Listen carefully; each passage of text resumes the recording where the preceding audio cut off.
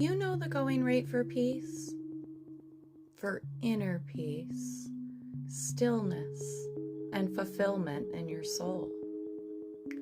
The peace that glows from within, that keeps you warm even when you're isolated in the coldest of the storms. I do. I know the price of peace, of true inner peace.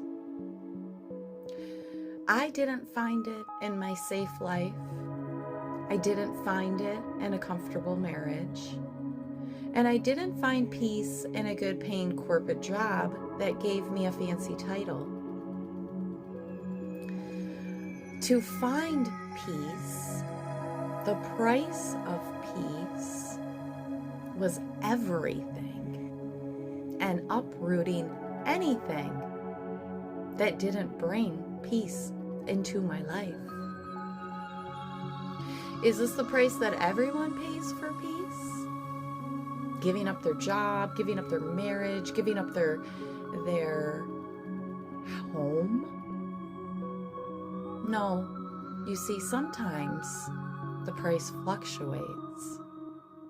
Inner peace has a currency that's measured on what you think is holding you together, what you think is grounding you, what you're told to believe you should obtain. So you have a partner that you love, you're married, you're happy, air quotes, happy. You know there's secrets, you know there's abuse, you know that you're being gaslit in situations. But we rationalize, we settle for less. We say it's okay, every relationship has a challenge. I'm gonna ignore being gaslit. I'm gonna ignore being shut down. I'm gonna ignore that inner narrative that won't shut up, that's calling me back to peace. Until you can't ignore that voice anymore, your peace begins to call you home so loudly to its safe embrace that you can't shush it. But we see that path as hard, as cumbersome, and not to mention it's scary. I mean, it's an uncomfortable trek to leave everything behind. But in my quest for peace, I left my home behind, my job, and my marriage. And in that life-altering moment, my soul needed peace more than my lungs needed oxygen, because I was suffocating. When I finally was able to make that transition towards peace, it wasn't this leap into a feathery bed of everything being lined up and everything being perfect. You see, my cannonball, or my manifestation of peace, was a cannonball. It was a belly flop into the abyss. It was painful. It was a smack. And now I was more miserable in this new situation than I was with all that I had left behind in my sacrifice. But you see, I had to open up to this new experience and stop comparing it to my old life that I had left behind, that I had sacrificed in search of peace. I was being given a do-over, an opportunity to build the inner and outer peace that I desired. I had to come to a peace of place within my own choices and my own sacrifices. I couldn't dwell in the what ifs. That's the farthest place from peace. So as I began to appreciate my new situation, the nature around me, the blessings of a roof over my head, the abundance of food in my pantry, My mind found those places of stillness, the place where peace resides. Peace resides in gratitude, in trust, in recognition of God's grace all around us in every moment. It gave me a whole new understanding of the power of our experiences. This awakening assisted me in helping my next friend, Joan. Joan worked at the local store. She was a ray of warmth, sunshine.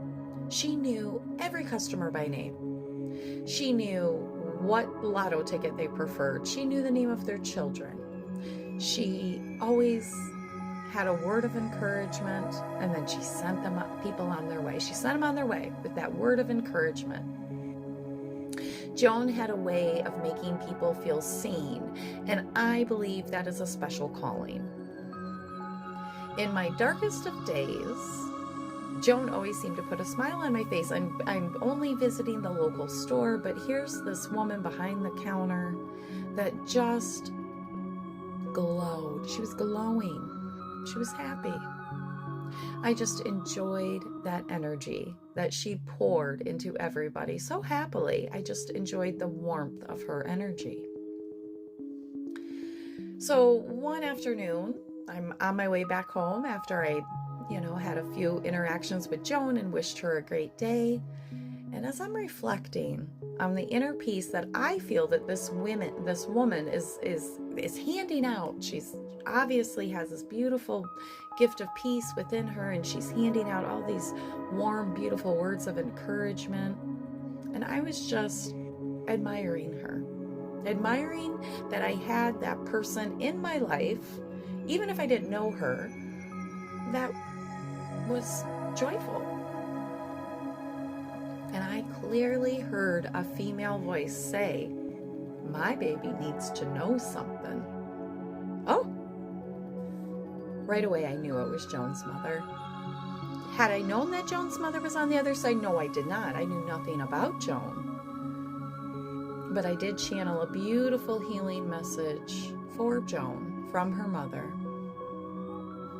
But now I have to deliver this message. I have to go deliver this channeled message to a stranger at the store where she works. Oh my gosh, I procrastinated. And as I procrastinated, the female voice kept saying to me, "When are you going? Are you going yet?" You see, she knew that time was of the essence. Joan's mother knew that Joan's inner peace was screaming for her to return home to her inner peace.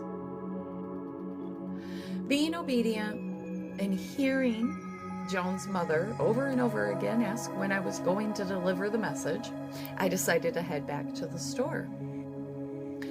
I nervously approached Joan and asked if she had a moment to talk.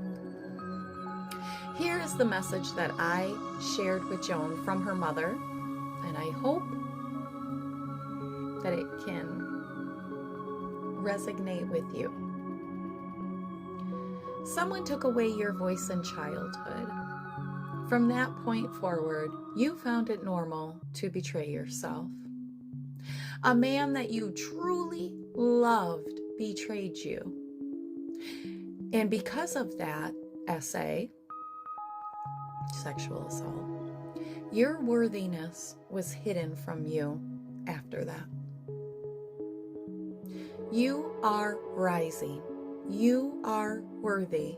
You are protected. I'm sorry I didn't handle you more gently. I myself was wounded. I wasn't sure how to love you at times because of me and my mind. I see you fully now, my love. I see you making wishes, dreaming dreams. I see the power in you, the roar you suppress. Don't be afraid to roar. I'm there for you in ways I could never be before. I am loyal to you. I will defend you. I will walk beside you. I am your protection. I am your watchdog. Her spirit guides then showed me Joan at her mother's bedside, in a hospital, kissing her mother's head and holding her mother's hand. Her mother acknowledged Joan's presence at her bedside and said, "Thank you for talking me over to the other side. Your voice carried me to the heavens safely. You didn't even have to show up for me. I don't deserve your unconditional love. I didn't deserve your unconditional love. You are beautiful, Joan. You are smart. You are worthy. And it's time to heal you." My spirit guides then showed me Joan's daughter and showed me that the daughter is an earth angel and that God sends messages through this daughter. Out of the mouth of that babe was Joan's freedom. Joan's daughter was praying for her freedom every day. It was a soul prayer. Her soul, her little soul, never stops praying for her mother's freedom, for her mother to find peace.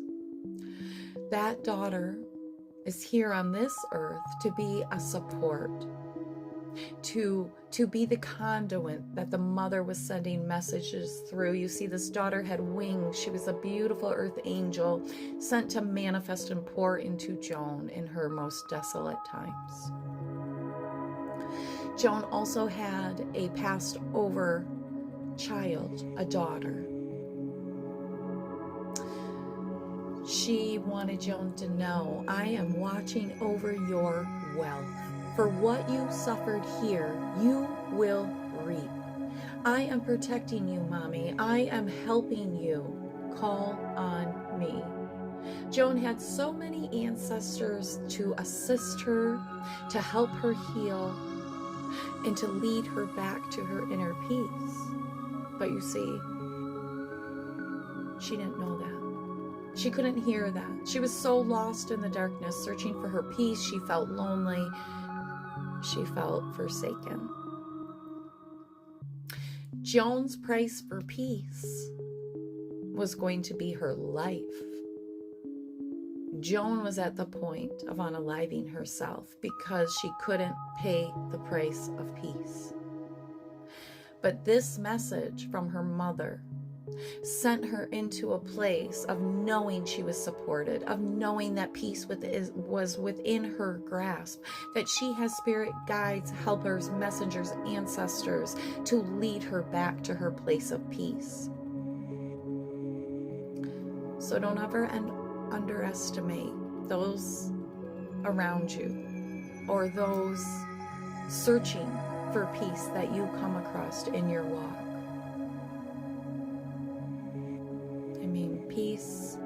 Peace has a hefty price. Some of us are willing to pay it, and some of us aren't. But peace is priceless.